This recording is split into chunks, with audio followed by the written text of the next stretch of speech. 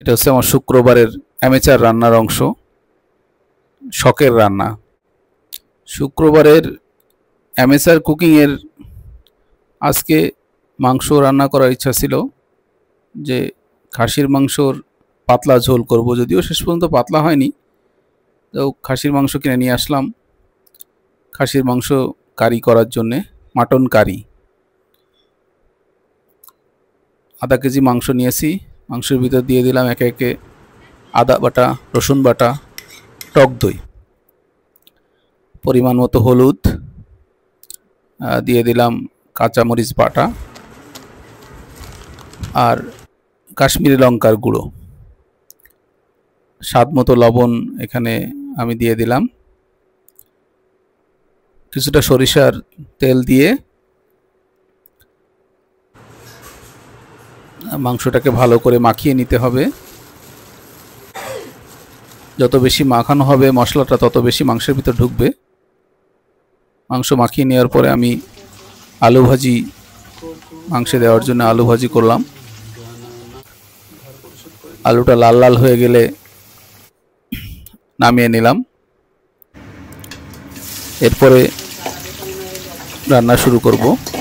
দিয়ে দিলাম তেলের মধ্যে পেঁয়াজ কাটা, পেঁয়াজ কুচি হালকা একটু ভেজে নিয়েই ম্যারিনেট করা মাংসটা পেঁয়াজ কুচির মধ্যে ছেড়ে দিতে হবে। আমি এখানে 40 মিনিটের মতো মাংসটা ম্যারিনেট করে রেখেছিলাম, যদিও আরও বেশি সময় ম্যারিনেট করলে আরও ভালো হতো।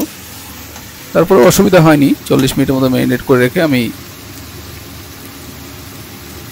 পেঁয়াজ হালকা একটু জাল দিয়ে নিয়ে আমি মাংস ছেড়ে দিলাম।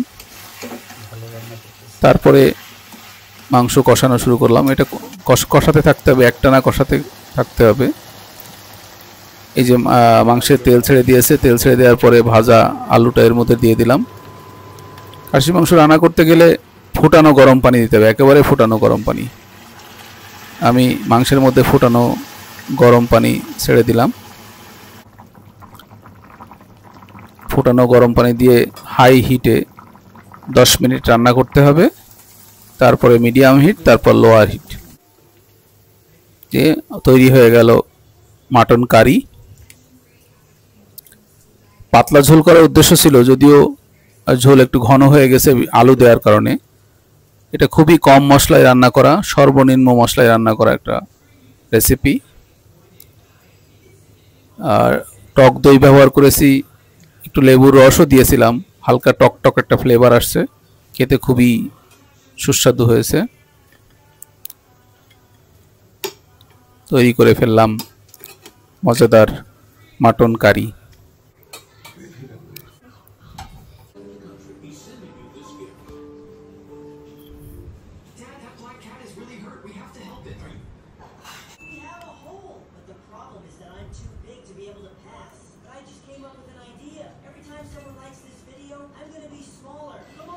মাটনের গ্রেভিটা খুবই সুন্দর হয়েছে, ফ্লেভারটাও খুব ভালো আসছে।